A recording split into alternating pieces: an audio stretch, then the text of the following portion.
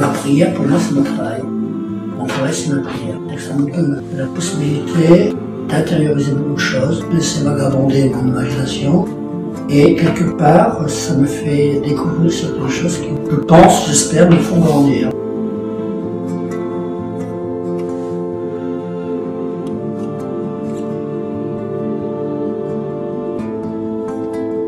Au départ, sur le support brut que j'aurais travaillé, je créole avec souvent des pastels. Les pastels, je fais mon dessin très rapidement avec les pastels, puis petit à petit j'équilibre, puis lorsque c'est fait, c'est toute une technique. Je travaille avec des essences térébenthines aussi, avec des pigments, et puis par couches successives, je mets mes couleurs. Et je lustre comme on lustre un meuble.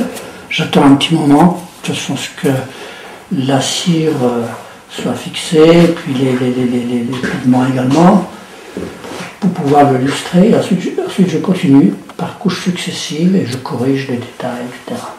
Je l'ai découvert le jour, je pense, de mon mariage, en ce sens que, pour cette technique-là, j'avais fait des petits faire-part avec les menus, etc., à la main, parce qu'on n'était pas tellement nombreux.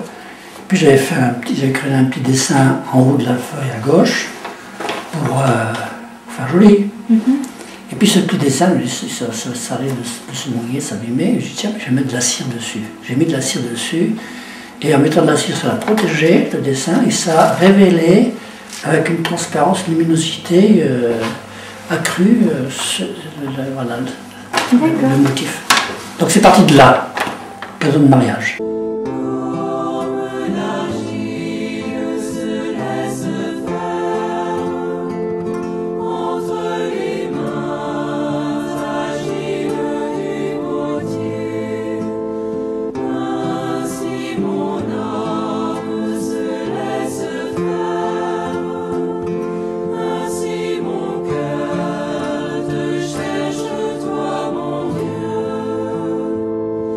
Donc, je faisais un travail de tournage, des chandeliers aussi qui sont montés à partir de différents éléments qui sont soit tournés, soit façonnés à la main. Donc, quelque part, le fait de tourner, ensuite de façonner à la main certaines formes, comme par exemple ce chandelier particulier qui est là, sur cette branche, c'est déjà un début de sculpture, en ce sens que sur 3 dimensions, on invente des formes.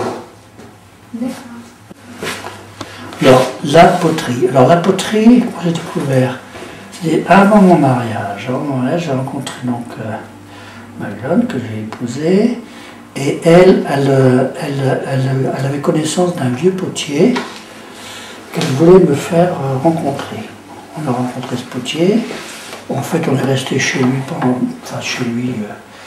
de manière indépendante, mais avec lui pendant 2-3 mois pour l'aider à redémarrer son atelier, parce qu'il avait eu une maladie handicapante et ça l'avait un peu cassé. Il avait pas loin de 75-80 ans. Et il n'avait pas de morale du tout. Et on l'a encouragé à nous faire voir dans sa poterie, comment ça marchait. Voilà. On lui a demandé de nous faire comment il faisait pour tourner. Et il est monté son tour et c'est reparti pour un tour.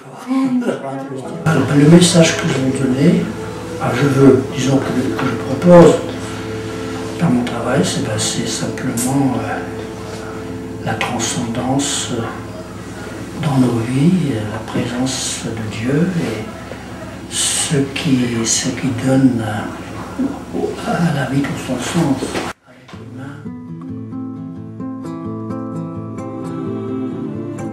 L'art n'est ni le refus total, ni le consentement total à ce qui est. Il est en même temps refus et consentement. Et c'est pourquoi il ne peut être qu'un déchirement perpétuellement renouvelé. L'artiste se trouve toujours dans cette ambiguïté, incapable de nier le réel et cependant éternellement voué à le contester dans ce qu'il a d'éternellement inachevé.